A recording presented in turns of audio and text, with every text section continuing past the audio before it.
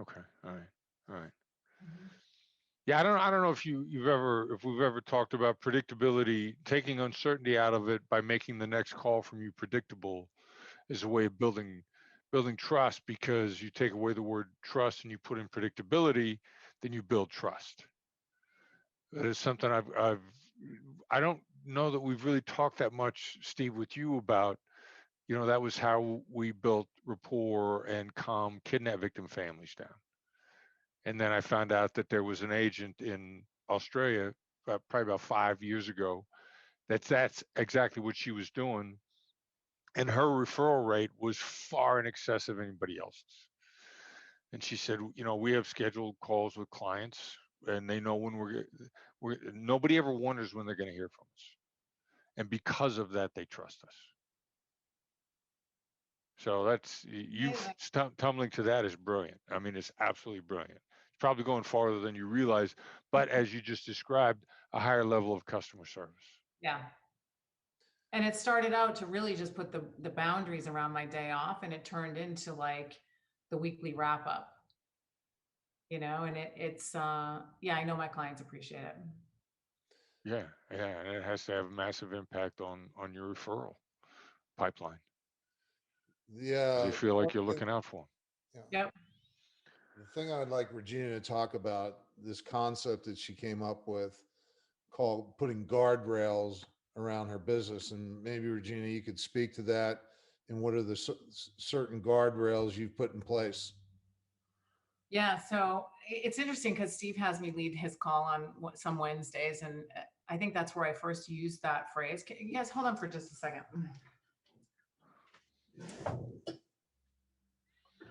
Um, so guardrails. So, one of the things that I'm extremely consistent in my business. I'm consistent in what I do every day. I tend to obey my calendar more times than not.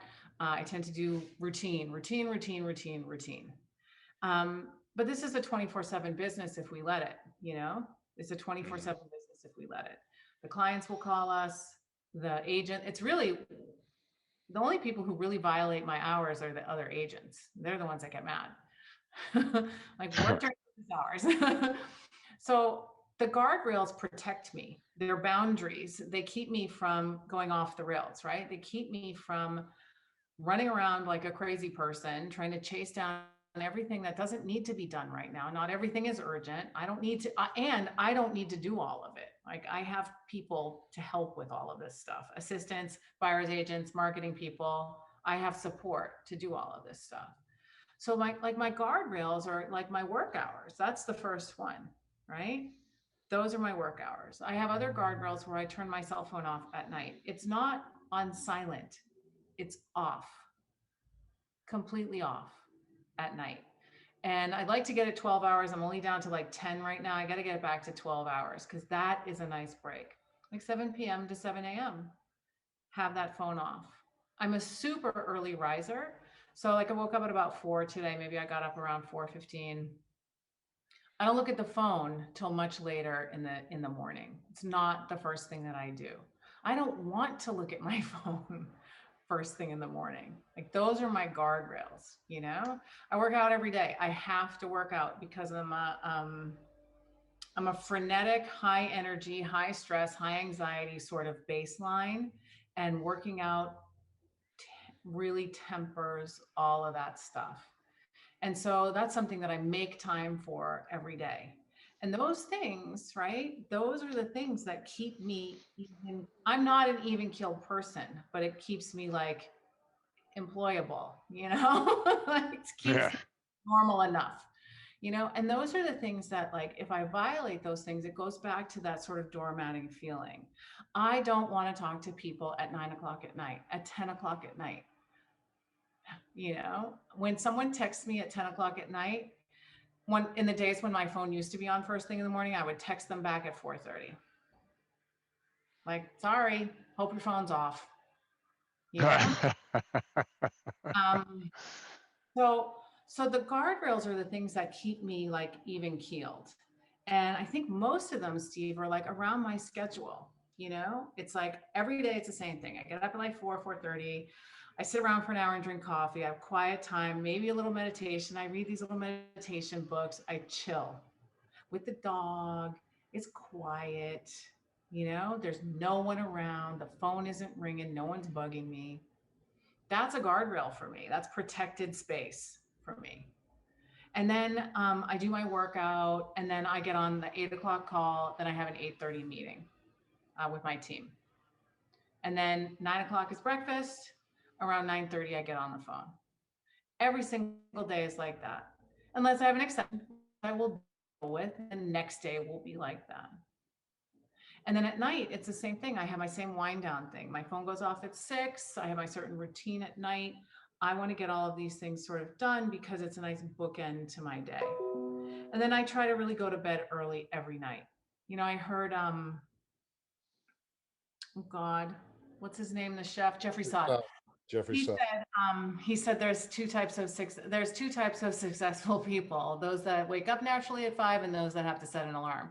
And I'm like, that's a guardrail for me. Like, I go to bed early and I get up early. I don't stay out. First off, I have no social life, and that's by design. I don't mind that. I like a quiet life when I'm not in real estate. But I want to make sure that I'm just taking care of all of that other stuff around me, so that I can function in a very high stress environment. And I'm functioning in an environment where, our clients are extremely needy. Right. There's people are selling and buying real estate because someone died, because they got divorced. That's not always fun. And sometimes it's a job change, or they got married, or they had a baby, and it is fun, but it's always high stress. And they have a lot of needs for our time and attention. And I have to be able to perform to that and have the energy available. Sometimes I talk about my clients as a box of mewling kittens, all need. And if I'm not taking care of myself, I can't take care of them.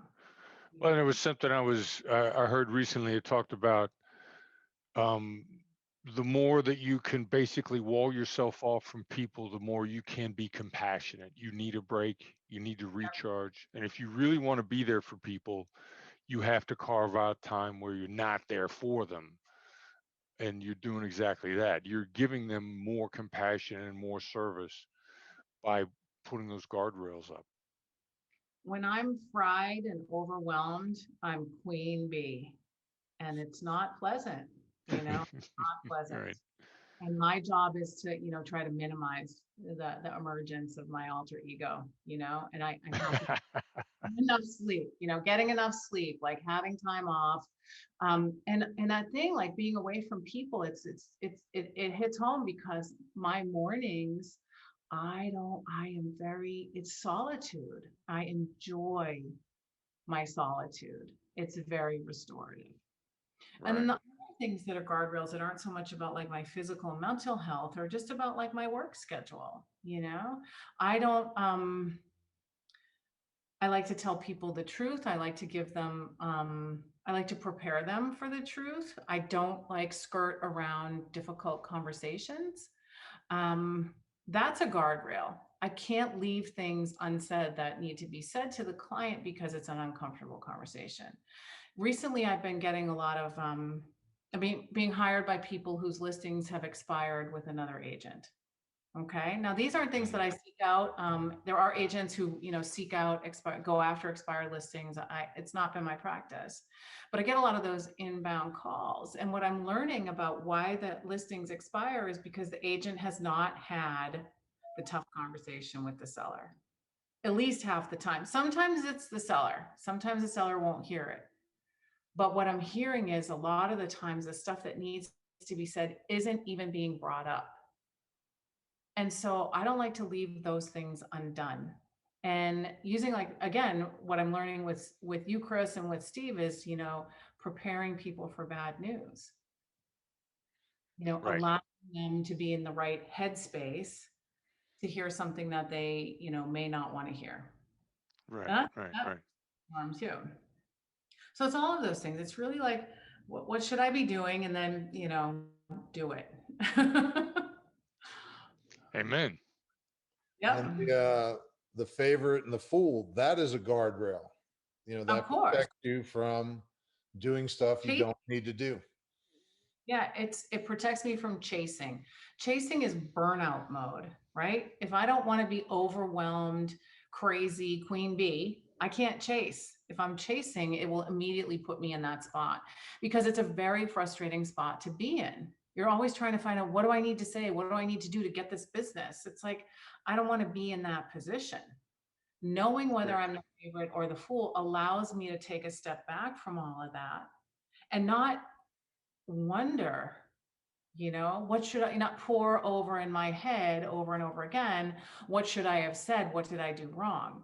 I don't have to do any of that stuff. Like, it frees up a lot of mental space when I understand whether I'm the favorite or the fool. Yeah, it's a fear-driven life otherwise. Mm-hmm. Constantly being feared.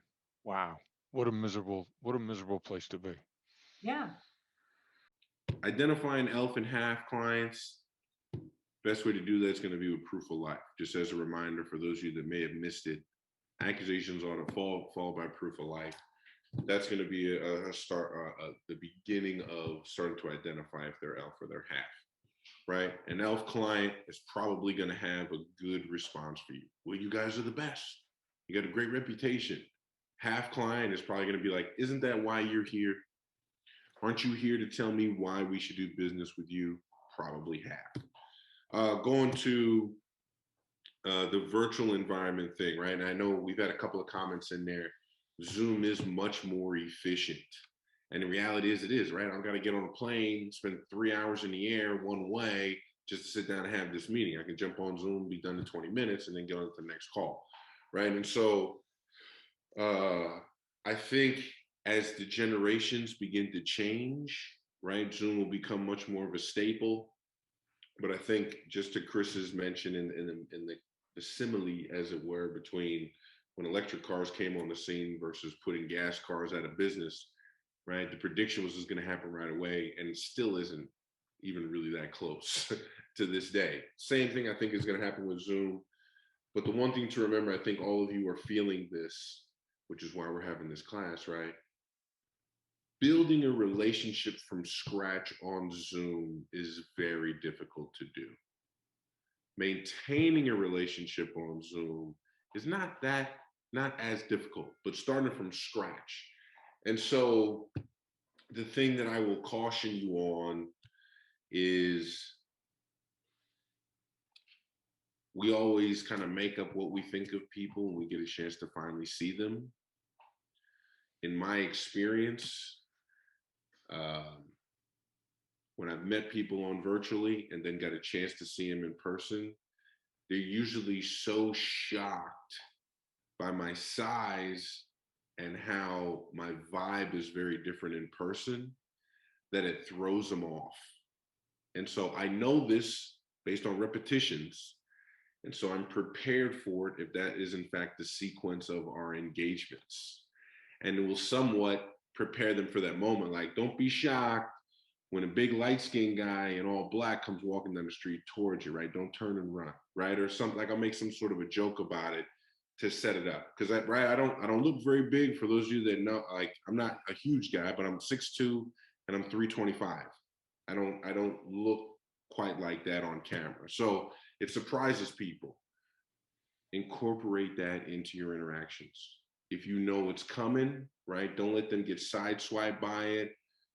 Make a joke about it ahead of time, or use it as your accusations on it, right? Like, a lot of people, it's weird when you meet them for the first time in person, right? You never expect them to actually look the way that they do. Yeah, that's exactly what I was thinking, right? Make it part of your accusations on it. And then in regards to the walk away, right? We all know that the walk away can be powerful because it's a decent way to inject fear of loss in someone. Now, fear of loss is a good thing. It's very powerful. The oxytocin here and now moment that Chris talked about earlier today is more powerful than the walk away. And so, probability wise, right? We know common ground is great, but tactical empathy gets to trust faster. Same idea. Walk away might get you the deal, but there's a really good chance they're going to want to make a deal for you if you've created oxytocin for them in the moment. And so That's an alternative. And if you can shape your walk away to be fed by your oxytocin, it makes your walk away that much stronger. Because if you've created the bond, you turning and walking away after a bond is created, it's that much more difficult to let you out the door. And so my quick example of this, back when I was in my younger years, I used to love going, I lived in Newark, New Jersey. I used to love going downtown to do all my shopping because they had all like the name brand stuff for like dirt cheap, right? So I used to love going down there. And I used to love the walk away until I figured out that if I could create a quick bond of, I know you hate people walking in off the street into your place of business to try to tell you that your price is too high. Right? And it's currently too high for me. And I follow that up with, this is, I appreciate you showing me this. Unfortunately, it's not something that I'm looking for. Knowing that they're willing to bargain over their price. And before I can even get all the way turned around, $20 has now turned into $15. $30 is $20. Just because the bond is there, and I've identified, you're tired of dealing with these idiots. They walk in here and they go, give me this 40 thing for $20. How about, let me get the 5 for 20. You guys got that, right? They're tired of that crap. And so identifying that I understand that's a problem for them creates the bond, and then following up with, unfortunately, I'm in the same boat they are. Right? I came in just to see what I could work. Obviously, you don't need nobody telling you what your prices should be. Wait. We can do 5 for 20, just for you though, just for you. Right? Now, all of a sudden, I'm getting the discount without having to ask for it. So things to keep in mind, right? And we're constantly talking about things. There's a lot to keep in mind, right? Your brain can get full real quick. But things to continue to think about as you work your way towards REIT. And I know many of you are working your way that direction if you're not already there. And so things to continue to contemplate, as it were. I could keep this conversation going forever. I got one more question that I'm personally curious about. You talk a lot about mirroring, where you say the last 3 words of what somebody says and the power of that, and then you just shut up. The mirroring versus layering. Example, when you object, okay, or when you say something that's like, look, we don't have the budget for this, right? Mirroring is, so you don't have the budget. Sit, let it sit. So, layering would be, help me understand, what do you mean by you don't have the budget? Is one more powerful than the other? Because what you're both trying to do is get them to talk more and really uncover the true meaning behind what they're saying there. Is there a difference between that? And do you see one as more valid than the other in certain circumstances? To begin with, if you're at the point where somebody says, we don't have the budget, and you say, help me understand, what do you mean by you don't have the budget? You're telling them that you have not been paying attention up to now. Mm-hmm. Yeah, So, I use that as kind of a very simple example, but you just see what I'm saying, layering questions to say, tell me more about that. Could you explain to me? Could you give me an example of, versus. Hold it. By the first thing you said, tell me more about that's not a question, it's a command. And then you followed up with 2 straight yes-oriented questions, which are trap questions. Okay. But nobody wants to say yes to anything. Okay. So you hit me with 3 straight bad communication techniques. Okay. Right off the bat. Tell me more about that is not a question, it's a command. It's a grab for autonomy. It's an attempt to take control of the conversation. Taking control is taking away somebody's autonomy, which we will die to preserve our autonomy. But when you talk about calibrated questions, don't you talk about how you want to make the illusion of them in control when you're actually in command? We want to have the upper hand. We don't want to have control. Okay. I mean, and I'll tell you something else. We don't try to get information by asking questions. We use questions to shape thoughts.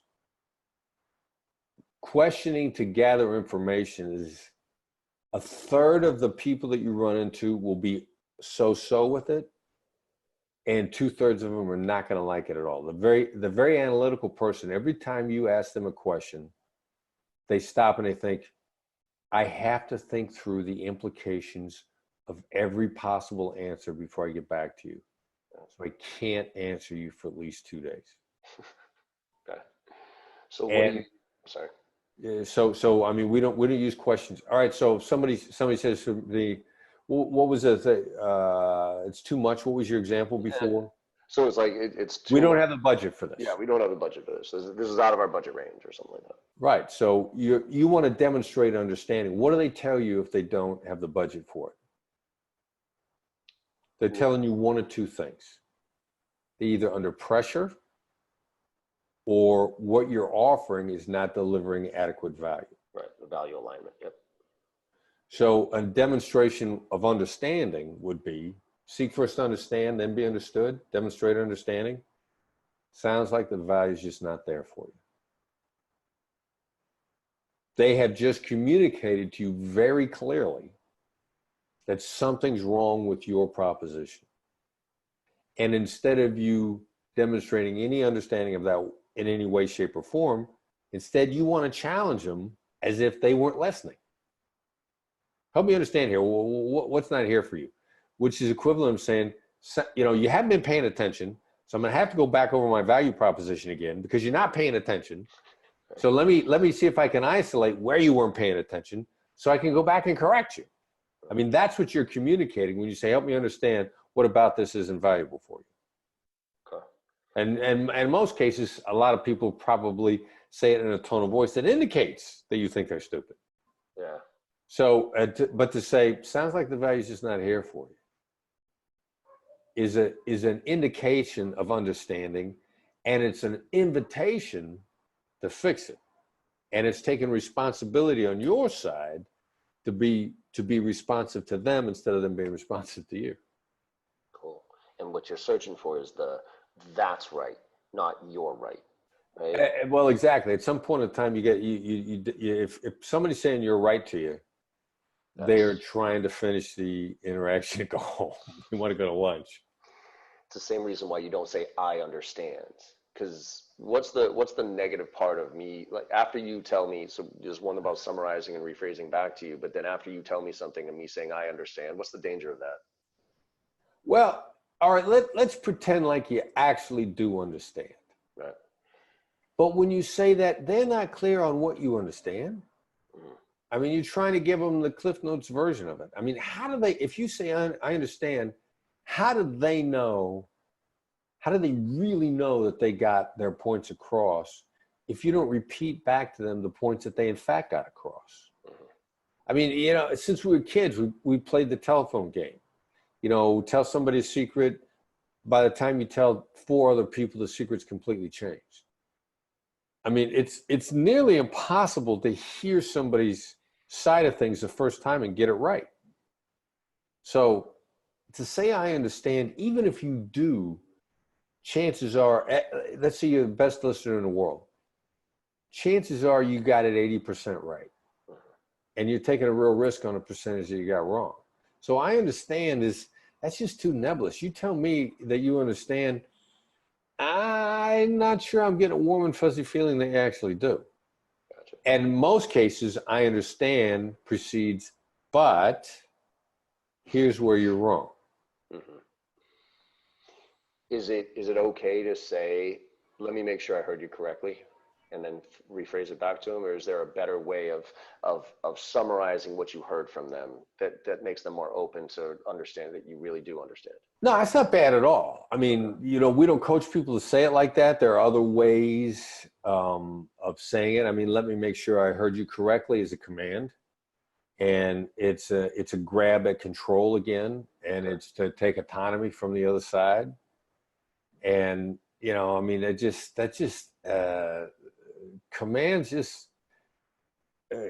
they just don't sit well with other people. I mean, if you're a frontline salesperson and your CEO sets you down, you might be a little bit slow to say, tell me more about that, or let me make sure I understand.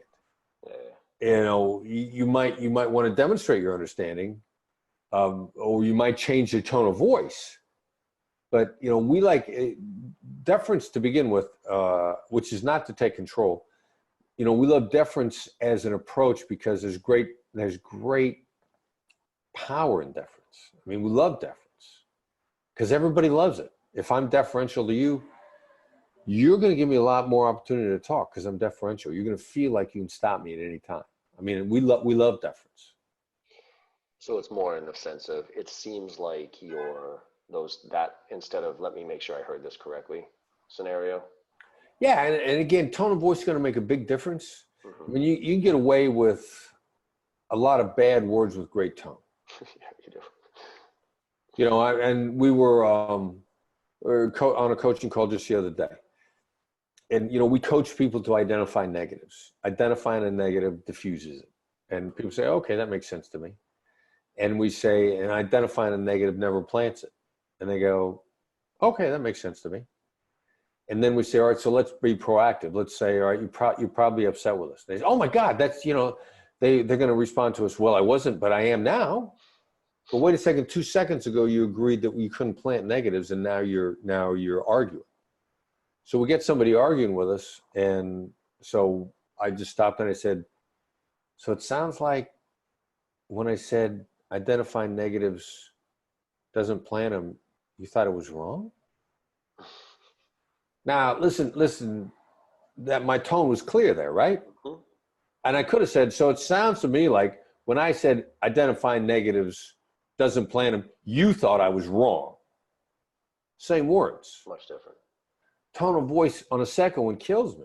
But the first one, you know, the tone of voice makes all the difference in the world. I mean, I'm 1,000% convinced that, you know, the Wolf of Wall Street, Jordan Belfort. And, you know, everybody wants to learn from Jordan Belfort. God, no. Fuck no. Sorry. And but they do, right? Yeah. So what was there to learn from him? In my view, How to be tone an of voice. asshole. Yeah. Well, the guy, I think the guy mastered tonality. Did he? I mean, 1,000, and clearly he mastered something, because he wouldn't owe $100 million in restitution, which means he stole way more than that. Uh-huh. You know, but I mean, so what did he do? Because you take a look at straight line selling, and it's no matter what the client says, your widget is the answer. I mean, that by definition is not listening.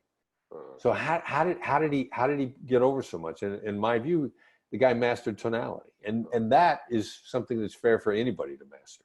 I'm not a fan otherwise. Don't get me wrong. You know, the guy owes. The only reason that if you should ever consider buying his book would be to help give some of the $100 million back, because he owes restitution based on book sales. Yeah, tell me about it. Whenever anybody asks me what my favorite sales movies are, you know, the Wolf of Wall Street, Boiler Room, Glengarry Glen Ross, I tell them no. Those are literally the worst sales movies I've ever seen in my life. You know, they're great movies, they're funny, but they're literally everything that's wrong about selling. Everything that's wrong about selling. And I tell them to go look. The two best sales movies, and actually I'll finish with this, I want to understand what yours are. My two favorite sales movies, Pursuit of Happiness, right, with Will Smith. Wow. And Tommy Boy. Have you ever watched Tommy Boy? I never thought of it as a sales movie, but you know, it's a great thought. Go watch it, because I talk about catching your sales groove, right? And there's a moment in every sales rep's life where they wake up and it's just a little bit easier today than it was yesterday, and you don't know when it was, but it's when you stop pitching your solutions and you start having conversations about your solutions. Right. You start caring more about the client's needs than you do about your commission check. And there's that beautiful moment in Tommy Boy where he catches his sales groove. He's like, Helen, you look like a Helen. Let me tell you why I suck as a sales rep. And he goes through this whole, like, Jojo, the idiot circus boy with a pretty new pet. And she's like, wow, you're twisted. You know, I'll go fire up those wings. You go, oh, Tommy like you, Tommy want wingy. You know, in that moment, he caught a sales groove. Because before that, he was pitching. He was trying to be like his dad. You could stick your head up a butcher's ass type of stuff, right? And couldn't figure it out. And then it was just him. And it was empathy. It was self-deprecation. And so it's a beautiful sales movie if you get a chance to go see it again. I'll probably go back and watch it again. Yeah, go watch. You can put the sales lens on, because right, it's funny at first. It's like, yeah, Tommy Boy, that's fun, you know, big fat guy making fun of himself. But look at it with the sales lens on. It's a blast. So, that's really cool. Yeah. All right. Very good. do you have any favorite sales movies or anything like that, or? Look at it through a different lens. I look at it through negotiation, right? And as opposed to sales. But that's a lens I'm gonna have to go back and take another look at it. Awesome. Okay, so listening to understand is what we're getting at here, okay? Listening is the most powerful tool in your toolbox. People don't realize that, but you don't get information if you're talking. So by itself, just listening to the other side can be persuasive, because some people will go all day long, especially if they're at work, and nobody listens to a thing that they say. So when you're in the negotiation with your counterpart and you're actually listening to what they have to say and you're labeling them and you're mirroring them and you're encouraging them to give you all kinds of information, they're feeling understood.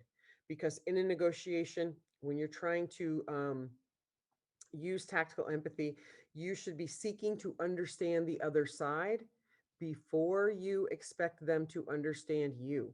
That's the whole big thing about it. You're showing deference to the other side. The other side is the most important. It's not about you.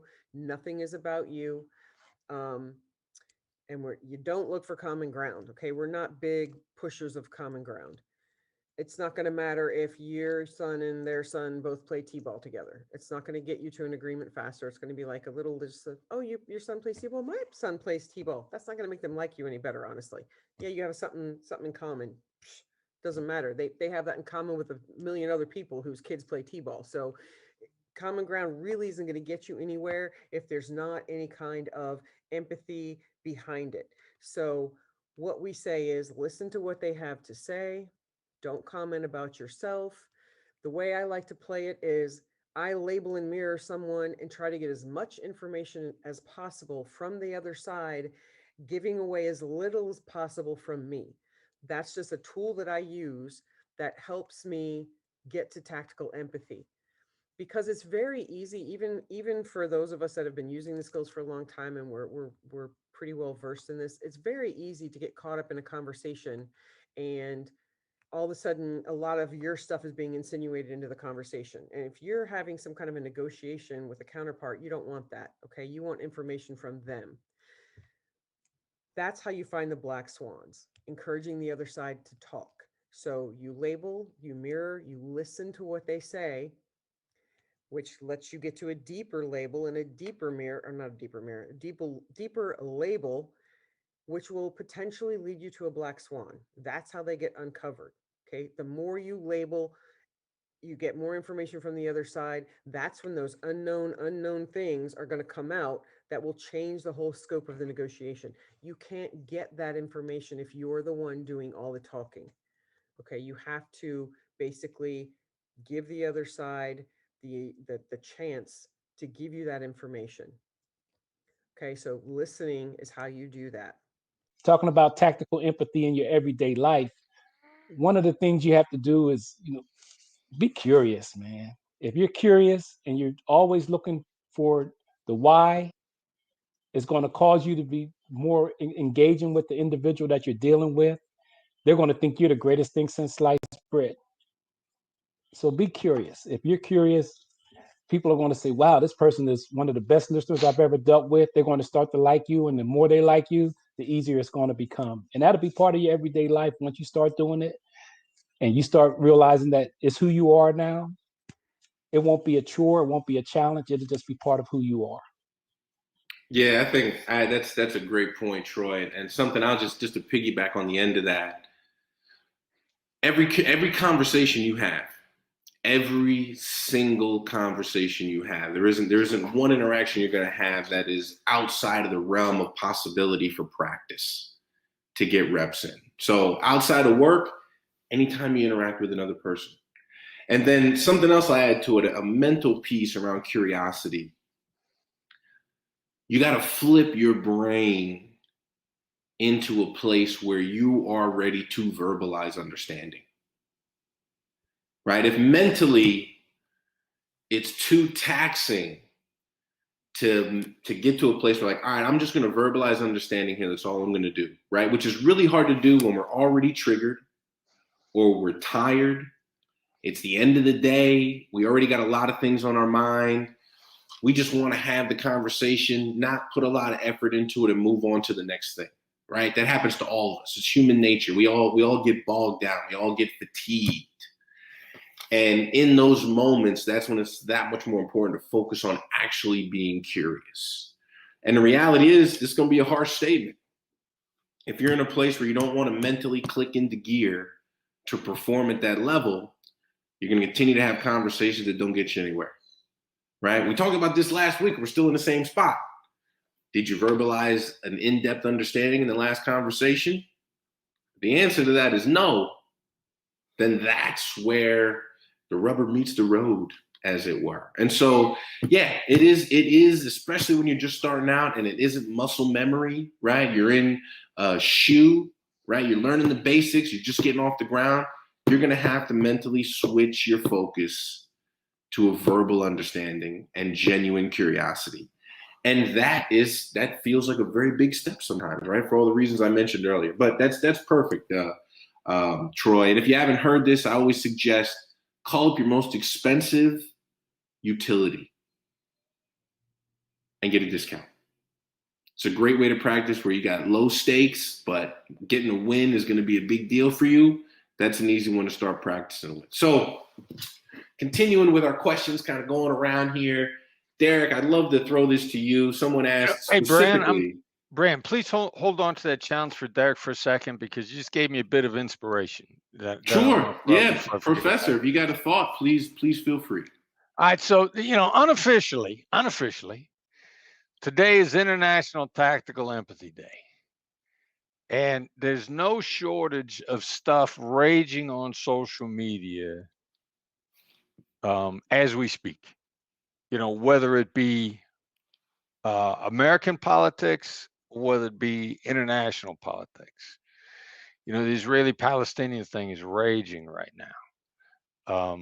It's raging so much, it's actually catching the attention of the American media, and the American media only really wants to pay attention to when we're tearing each other apart, because they love the rock throwing and they love the flame throwing that's going on. But, whichever one of these issues you feel most passionate about, here's what I challenge you to do. Just today, just for today. You only got to do it today. You don't got to live this way. But International Tactical Empathy Day, find somebody's position on social media that you disagree with and wade into the conversation like this. Before I disagree with you, let me make sure I've got your perspective correct. And then with the curiosity that Brandon and Brandon and Troy are talking about now, try and lay out their perspective until either you can't take it no more and you just quit, or until they tell you you've got it right. Until they say that's right. You've got my perspective correctly. And keep it up until the one you're arguing with confirms whether that's right, or an agreement that you got it right. Now, this is likely going to be really hard and maybe even exhausting for you the first couple times you try it. So you can go back to your arguments tomorrow. But today, just for today, let's see how much of this tactical empathy madness we can inject into the raging that's going on in social media. See what happens. You want some practice where you got nothing at stake? Try it today. Just try it today. You just recently opened an art gallery and just started in business? I've had my business for 23 years. And you deal with pushovers on a regular basis? I deal with rich people and billionaires. Billionaires, yes. And they I also used to get in their way. They do get their way. They plow over everybody. Or and you recently found a book. Your brother talked you into it. Yes, I did. Thank God you listened to your brother because you didn't want to read the book. I'm fairly successful, and I usually don't fairly have successful. roadblocks. I think you're ridiculously successful, right? Well, I'm okay. I'm good. I feel I'm lucky, but I had one situation that was really bothering me it was over 3 years, an agreement that had just not been honored, and I was trying every which way, in the ways I thought were natural to me, to basically push back, and the tougher he got, the tougher I got. And we just kept going back and forth, and he had dug his heels in, and I was just basically punching the air for 3 years. Yeah. And then I read the book. Yeah. Thought, okay, I'm going to try it. And there's no way it's going to work, but I'm going to try it. I'm going to try. And literally within 7 days, I got a wire for $700,000. You are awesome. And I was shocked. Truly you were shocked. working on it for a year, and you solved it in 3 years. 3 years. Solved in 7 days. This was outstanding. This issue. We couldn't come to a meeting of the minds. Sound like you were outstanding. I was not willing to cave, which I think is a shock on the other side. Is Yeah. they're used to people just caving, and Right. I'm not a caver, but I wasn't going to let it. You grew Go up in away. New York? You from Yeah. here? So you're a tough New York chick. Kind of. So, and you think, in the art world, you're dealing with art, that it's a very soft, lovely kind of, Gotta be tough, right? it's Commodities dealers, commodities exchange, right? Yeah. And it's, I mean, the numbers are real, and there's people that are affected if it's real money. You having So, fun here today? Yeah, it's great. Totally great. Thank You you. you're at one of our special master classes. So, is that what that says? It's a master class yeah. on tactical empathy, Well, that and you're having yeah. a good time. I was thrilled to Well, see the that place- you were coming. So. Thank you for coming today. We are grateful And that you actually, were here. I need advice. I want to give this book to my sales team, but I'm afraid they'll use it on me. So, how What do you think I have manage to that? deal with on a regular basis? Everybody in my company uses it on me. We work together though. It's for great collaboration. Yeah. The whole purpose is how do we create collaboration whether the other side wants to collaborate or not? Because we got to collaborate. So I have a negotiating approach, which is a win-win. If I win, I want everyone to win. Yeah. I have a lot of people that I do business with that they don't feel satisfied or that they've achieved anything unless there's a loser on the end of the deal. So We they make want a them winner feel- loser. We- So we let them feel that way. Okay. It's not what actually happened, it's how they felt about it. okay. And we make Yeah. people feel the way they want to feel like they got a great deal. Yeah, yeah. Which Like in doesn't this actually change the situation, numbers. this guy feels like he really got one over on me, and I feel totally satisfied that I got the 700 grand. So, yeah, truly. Thank you. Did you ever wonder what are the emotional intelligence secrets that FBI hostage negotiators use to get their way, and whether or not they would do you any good in your business or personal negotiations? So after all, if there's a bank robbery with hostages, which I have negotiated, and there's 4 hostages, does the hostage negotiator says, well, I'll tell you what, why don't we meet in the middle and we'll call it a day? You really can't compromise when you're a hostage negotiator, and that's the way that I learn negotiation. So I'll take you through a little bit of how I got to learn it and how I began to apply it in my business and professional life. And it really started on a night in late winter in New York City, well after dark. I left the FBI office, 26 Federal Plaza, and fought my way through traffic to get to a suicide hotline. I was volunteering on the suicide hotline because I've been told that that was the best way to become a hostage negotiator, the best experience. And as a side note, I will tell you it's the best way to learn how to really listen to people on an emotional intelligence perspective. So I got to the hotline that night, and I picked up the phone, and I answered the phone in my hotline voice. Hello, this is Helpline. Which came to be known as the late night FM DJ voice. Which now I refer to as the late night FBI DJ voice. But the voice on the other end of the phone just blurted out. He says, I need your help, I need your help. I gotta put a lid on this day. I gotta bring a lid to this day. And I listened to him and I sensed that he was frantic. So that's exactly what I said. I said, you sound frantic.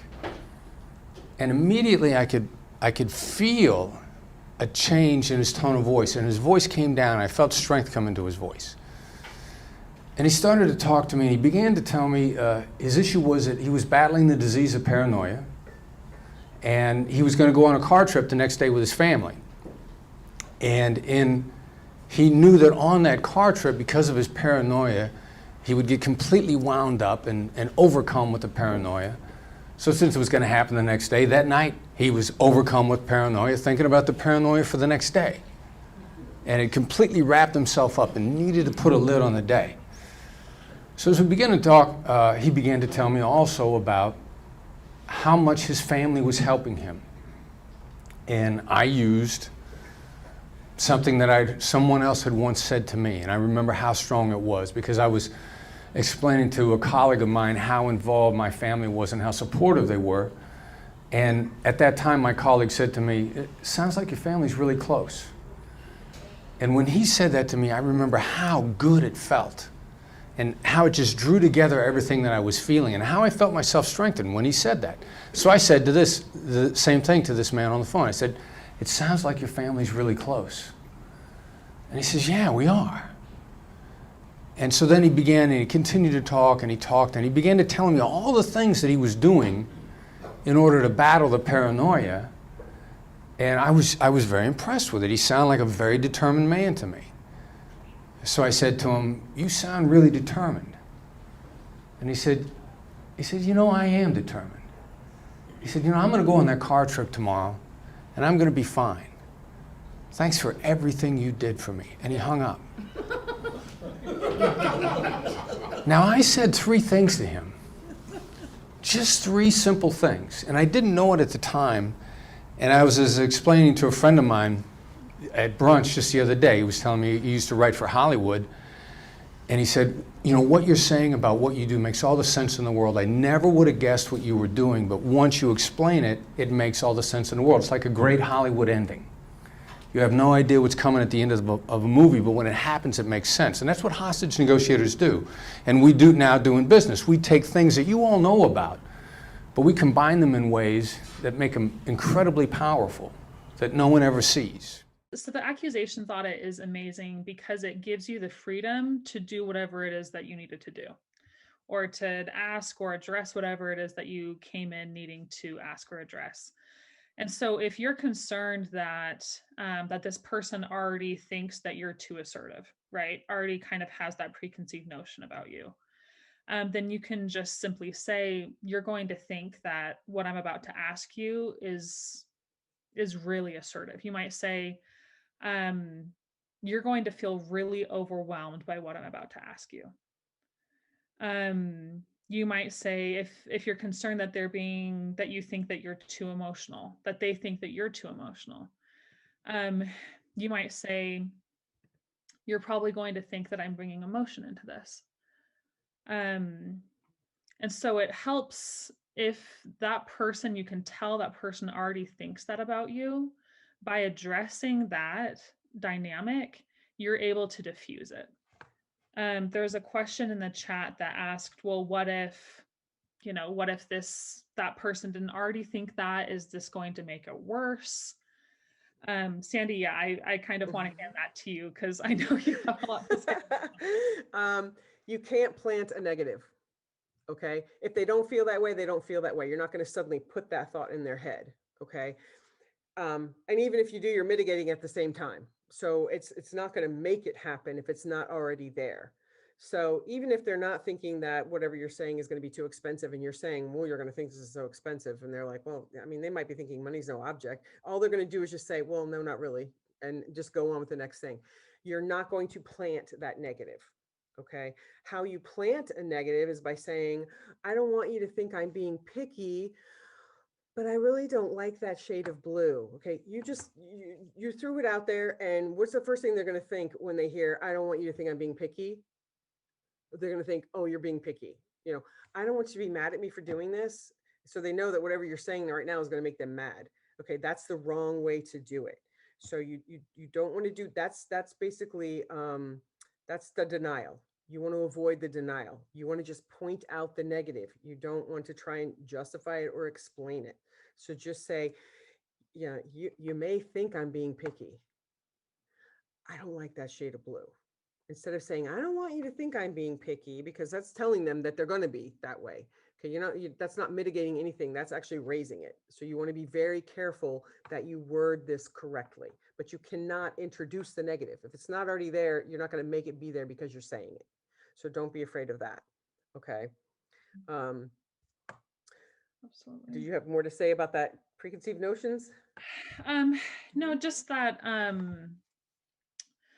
yeah, that essentially a lot of times we come into these situations kind of fearing like, well, that person already thinks this about me. How can I possibly talk to them about it? Or this person already believes that this isn't going to work. There's no convincing them. It is shocking the power of what an accusations audit can do. It demonstrates self-awareness. It demonstrates concern and care for the other side. Because essentially, when you are giving the accusations audit properly, the way Sandy was talking about, then what you're saying in essence is, I understand your experience right now, and I understand that I'm making this hard for you in some way.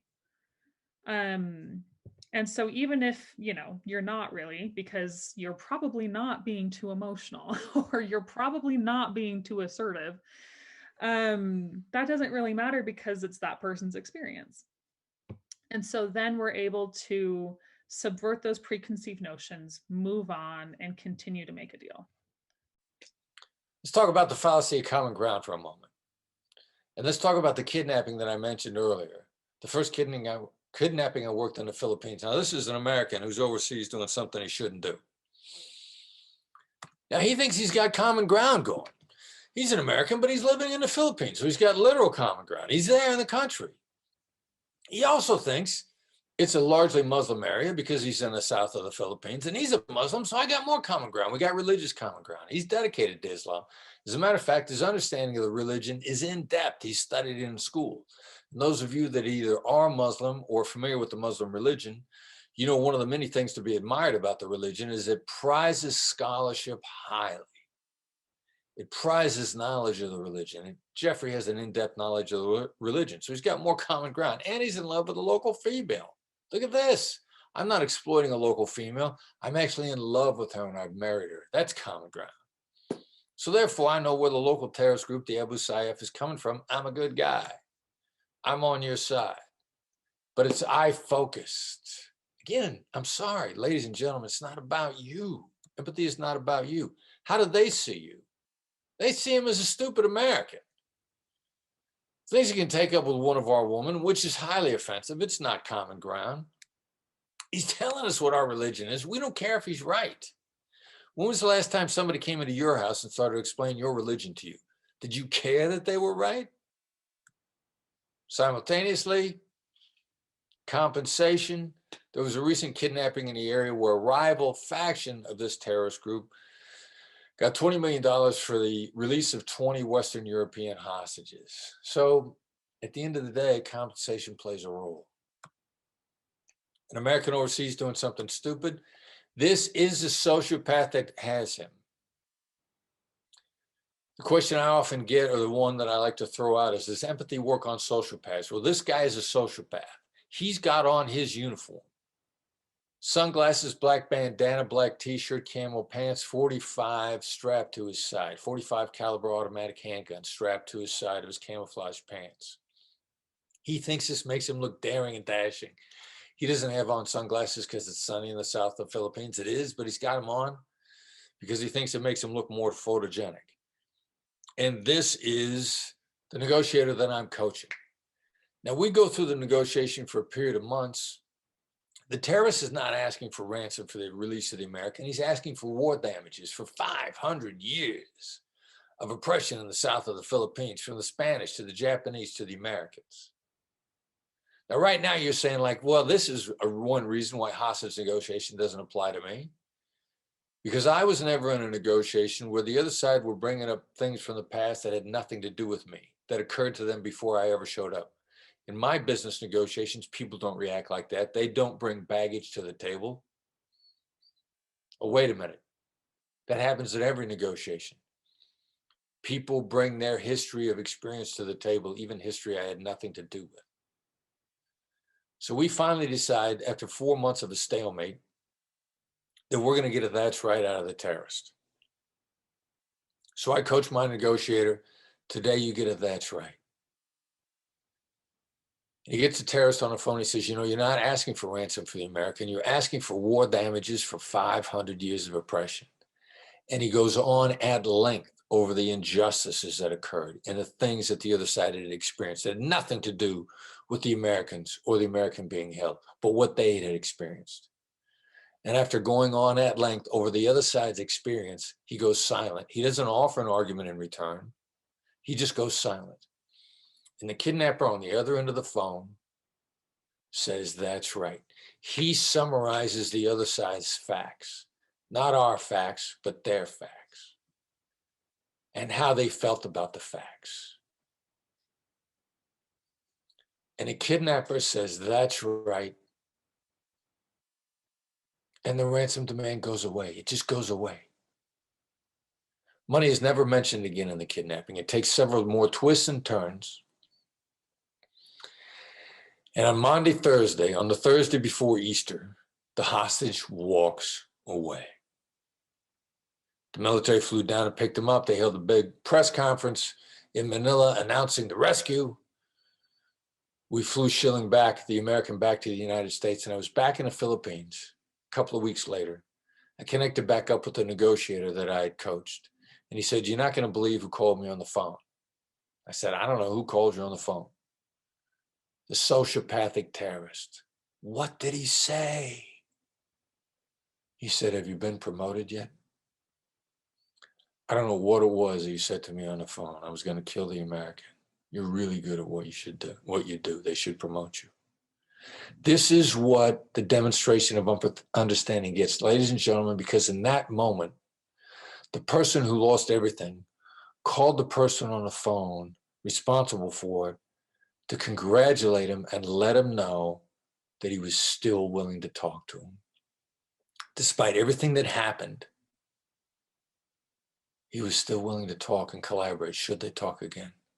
Everybody that you interact with should always be willing to talk with you because your brand is empathy. Your brand is understanding. That's what That's Right does when you begin to apply this to all of your interactions.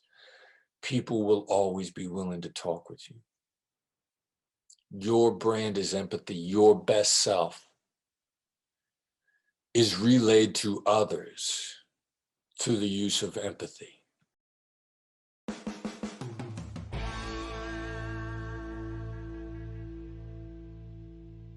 So you got employees that, again, are not listening to what you say. They're not executing. They're not batteries included, right? They don't take initiative. They essentially wait for the boss to do this thing before they take action at all. And so what do? And so some of this, I would say, is going to be solved by an accusations audit. What is causing them to not execute in the way that is most desirable? Some of that's going to be based on what's going on in your environment.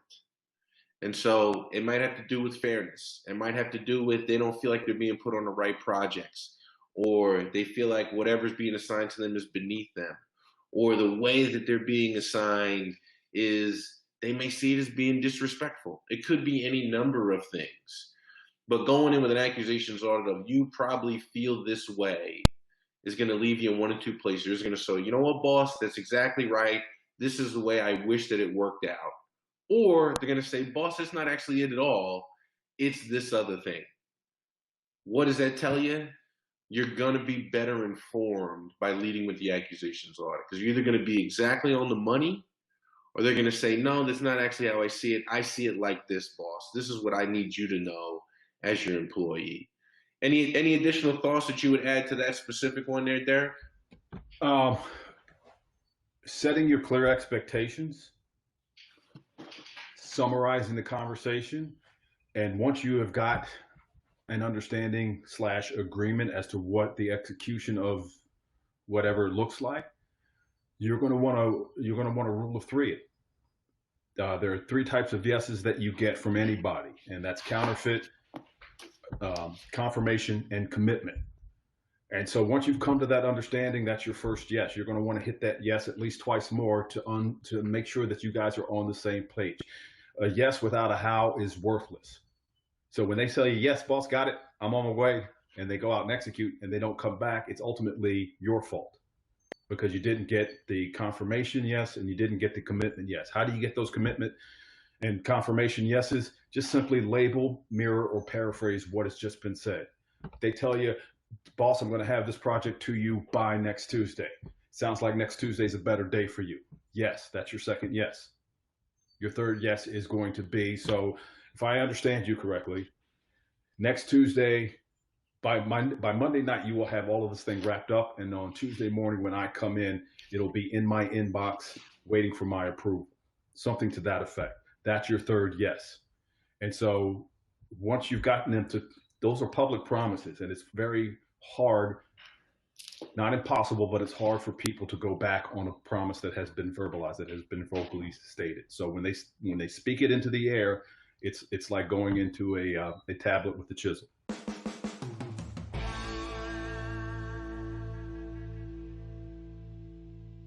Yes, tone is going to be important. Again, circumstance drives your strategy. Generally, your tone in a situation with the accusations audit is, you don't necessarily want to have a curiosity tone, because the things you lay in your accusations audit are things that you're sure of. You probably feel like you're getting passed up when you shouldn't be. It might even seem like, you've been ignored, or your real talents haven't been taken into account, right? You want to say it as almost a declarative tone. You want to say it as though you know it to be truth. This is how, as almost to say, this is how I know you see the world. When you wake up in the morning, the sky looks green, the sun is purple, and there's giraffes in your yard. Right? That might not be true from your point of view. That doesn't change what they see. So yeah, declarative tone, you want them to know that you see it also. These are also things that I see to be true.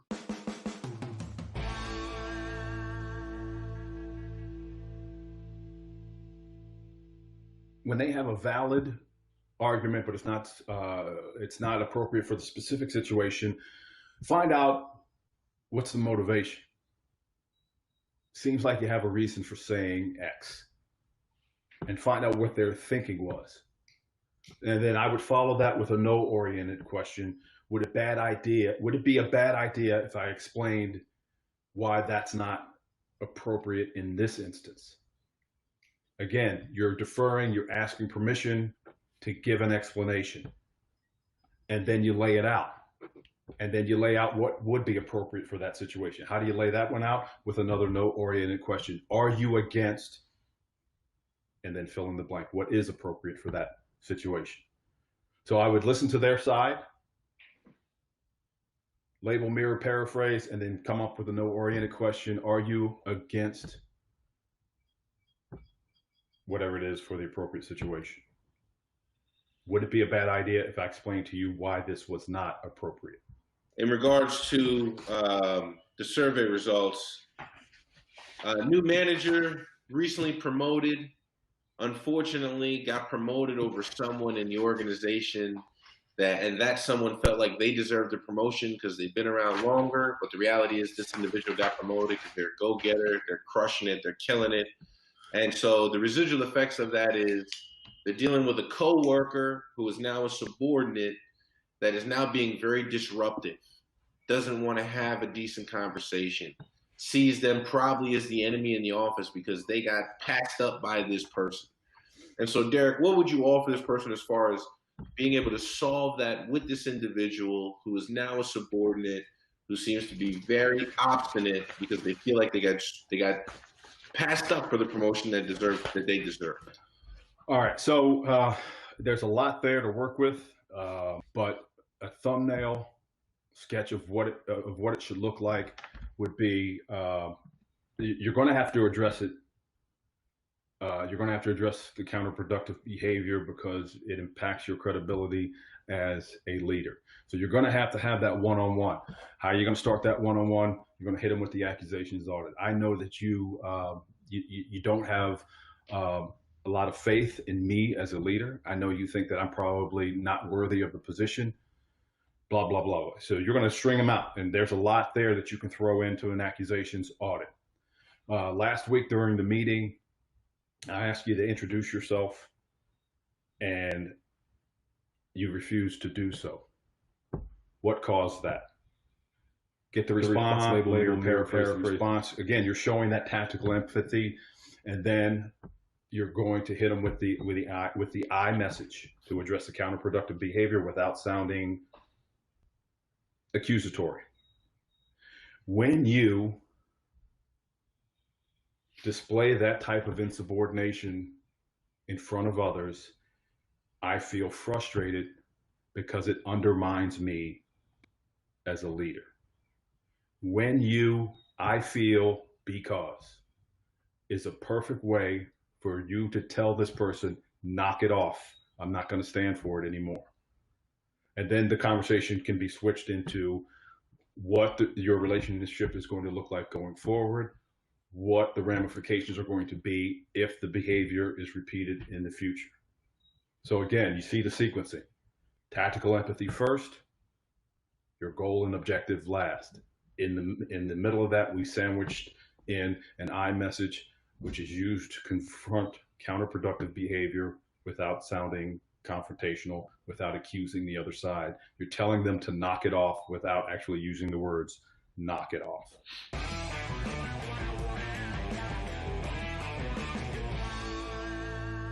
You do not want to refute any of your accusations, right? You don't want to say, you probably feel like I haven't given you a fair shake. But as your boss and having all the other things to consider, what you didn't see was that all this other data that I had to look at in order to make the decision, right? That's refuting your accusations audit. So exactly to your point, you never want to put your butt in somebody else's face. I'm sure you feel this way, but this is actually what it is. That's what you want to leave out. If but, and, or because comes to mind during your accusations audit, you probably just want to replace it with silence. Don't let the words come out of your mouth. Don't refute them, because it's what those words do is it negates everything that came before. What is tactical empathy? So tactical empathy is applying emotional intelligence in a very calibrated way. That's why we say tactical empathy. If you think about the word tactical, it essentially means that you're aiming at something beyond the immediate action.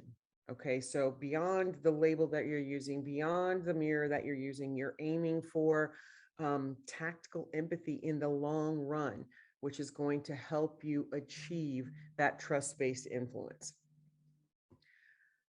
So when you're talking about what it is about tactical empathy that makes it important, it's essentially recognizing the perspective of the person across the table from you and actually vocalizing that perspective. So it's not enough just to recognize what the other side is seeing. It is important for you to actually vocalize it, because you're not demonstrating the actual empathy until after you vocalized it.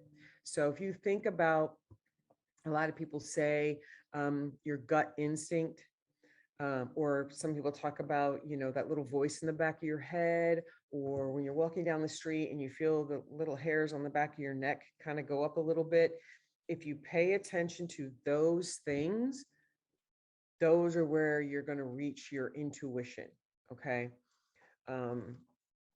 You have to learn how to trust your gut. In other words, to use this stuff, you use these skills, you have to have a little bit of trust in yourself to kind of allow yourself to recognize what's going on with the other side. You can't be afraid of it. Now, the reason trusting your intuition is, why can I not talk today? Let me take another sip of coffee real quick. Let's see what we got going on here. My words are just trying not to come out right. The reason it is so important to learn how to trust your intuition is because your conscious mind processes 40 bits of information per second. Your unconscious mind processes 20 million bits of information per second. So there's a big disparity in that number.